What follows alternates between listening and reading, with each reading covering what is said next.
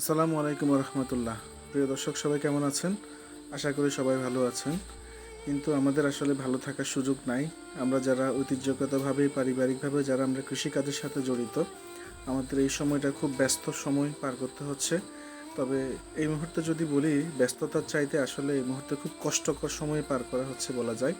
আমরা এই গত কয়েকদিন যে অতিরিক্ত কালবৈশাখী ঝড়, নিয়মিত বিরতি বৃষ্টির কারণে জমিগুলোতে পানি, এই পানির মধ্যে হারভেস্টার দিয়ে আমরা কোনো রকমে ধানগুলো সংগ্রহ করছি, তবে ধানটা খুব ভেজা।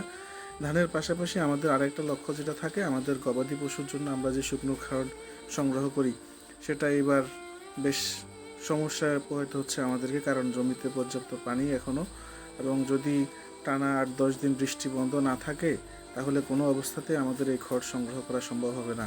সেক্ষেত্রে আমাদের গবাদি পশু পালন আমাদের জন্য হয়তো ওটা ছেড়ে দিতে হবে, কারণ আপনারা হয়তো অনেকেই জানেন যে বাংলাদেশের ইতিহাসে এমনটা কখনো হয় নাই। গতবার যেই বন্যার কারণে আমন ধানের না হওয়ার কারণে, খড় না থাকার কারণে, যেখানে 1 একর জমির খড় সর্বোচ্চ 4-5 হাজার টাকা বিক্রি হতো, সেখানে 40,000 টাকা, 50,000 টাকা পর্যন্ত বিক্রি হয়েছে।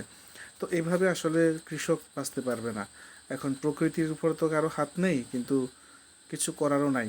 এখন আল্লাহর ইচ্ছা, যদি পরিবেশ পরিকূল থাকে তাহলে হয়তো আমরা এগুলো সংগ্রহ করতে পারবো। তোমার জন্য দোয়া করবেন। ধন্যবাদ সবাইকে। আসসালামু আলাইকুম।